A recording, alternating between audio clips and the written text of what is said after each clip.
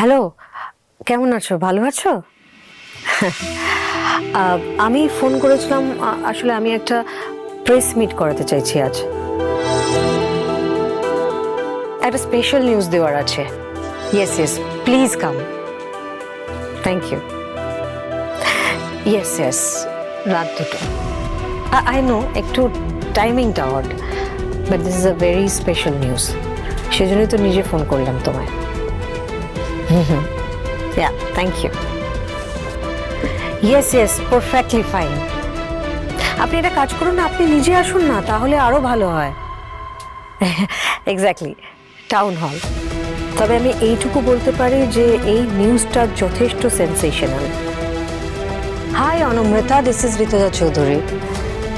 আজকে রাত্রিবেলা একটা প্রেস মিট অ্যারেঞ্জ করছি, রাত 2টো নাগাদ। তুমি আসতে পারবে?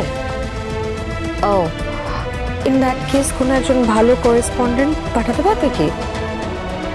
হ্যাঁ, but she must be trustworthy.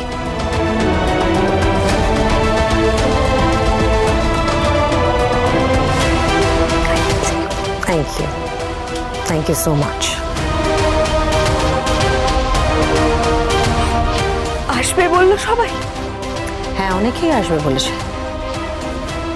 তোর বাবাকে নার্সিং হোম থেকে সোজা টাউন হলে নিয়ে যেতে হবে। একটা কাজ কর, বড় মামাকে ইমিডিয়েটলি ফোন করে বল বাবাকে সুন্দর করে সাজিয়ে নিয়ে আসতে।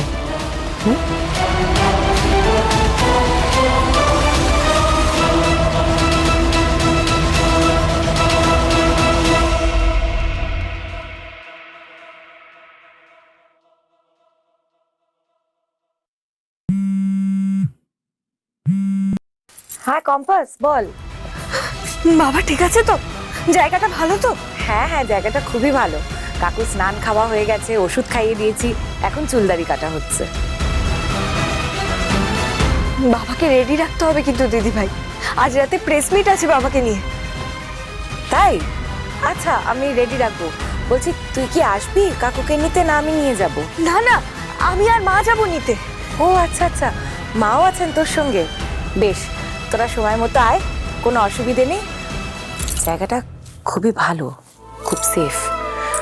আমি কাকুর সাথে সাথেই আছি, কোনো অসুবিধা নেই। আচ্ছা দিদি ভাই, রাখছি। হ্যাঁ, কি হয়েছে, এত টেনশন করছিস কেন?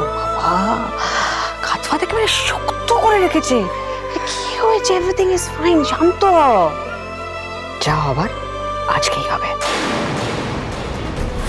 দেখি না আমরা এই অখিলেশ চৌধুরী আর অভিজ্ঞান দত্ত কি করতে পারে।